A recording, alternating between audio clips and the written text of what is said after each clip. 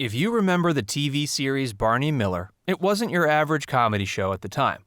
Running for 10 years, this enduring series ran from 1975 to 1982 and had plenty of episodes that followed the daily ups and downs of being a cop in New York City. How much do you recall from this iconic show, and where are cast members today? Let's take a look. Be sure to stick around and learn about the great Barney Miller himself, played by Hal Linden. Facts First presents the Barney Miller cast today and secrets from the show. Before we get started, make sure to like this video to support the channel. And for more videos like this, subscribe and click the notification bell.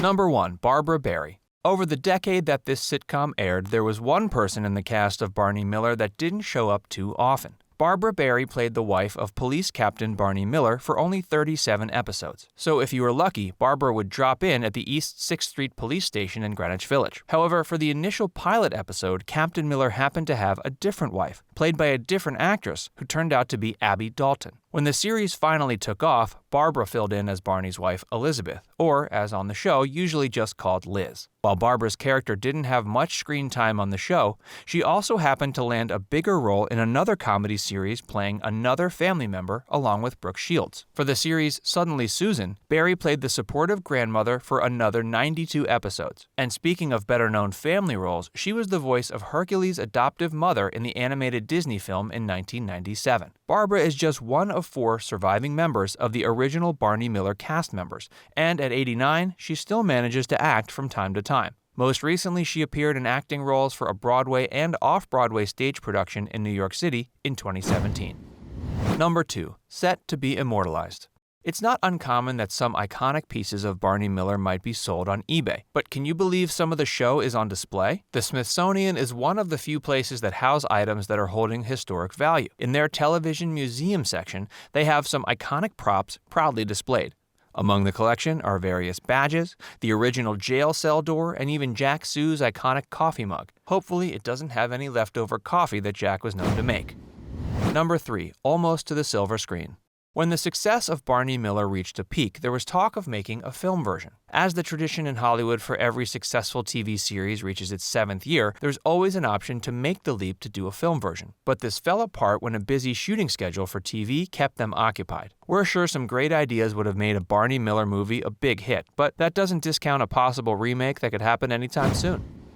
Number 4. Gregory Sierra. Best known in the cast of Barney Miller as Detective Sergeant Chano Amenguale, Gregory Sierra wasn't hard to spot in the 35 episodes that aired in 1975. While he was a regular in the first season, this was the only time Gregory took part in the show. Gregory has made a career of showing up in many other police TV shows, including Hawaii Five-0, Columbo, Hill Street Blues, Miami Vice, and Cagney and Lacey. He's also active at popping up in Hollywood films. Some of his most memorable roles were in Beneath the Planet of the Apes, The Towering Inferno, Honey, I Blew Up the Kid, and Hot Shots Part 2. However, one role he played was actually written, produced, and directed by the legendary Orson Welles. The Other Side of the Wind first started production in 1970 and had filming issues for the next 5 years. It was finally completed by director Peter Bogdanovich and producer Frank Marshall, and was fully restored and released in 2018. It might have taken nearly 50 years to see Gregory in this role, but famed directors Paul Thomas Anderson, Quentin Tarantino, and Rian Johnson all were present at a special screening before the official film opening. Number 5. An unscripted episode?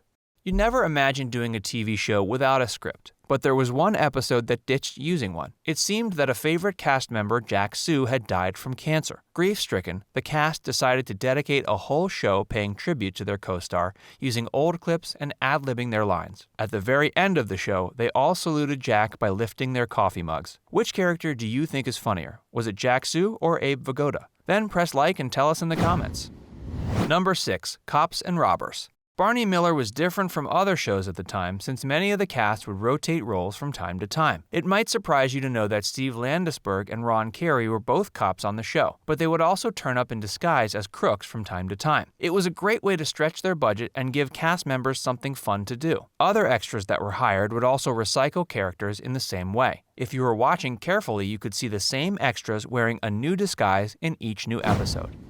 Number 7. Max Gail. Going strong at 77, Max Gail played the memorable Detective Stan Wojo Wojciechowicz and was a regular on the show for the entire 10 years it ran. Not only did he play up his supporting role during that time, he also directed several of the episodes using the name Maxwell Gail. In the decade he appeared on the show, he earned 2 consecutive Daytime Emmy Awards. Gail is also another actor who's made a career of appearing in other cop shows, including The Streets of San Francisco, Hawaii Five-0, NCIS, and Cannon. He's not shy about taking roles in mainstream films as well.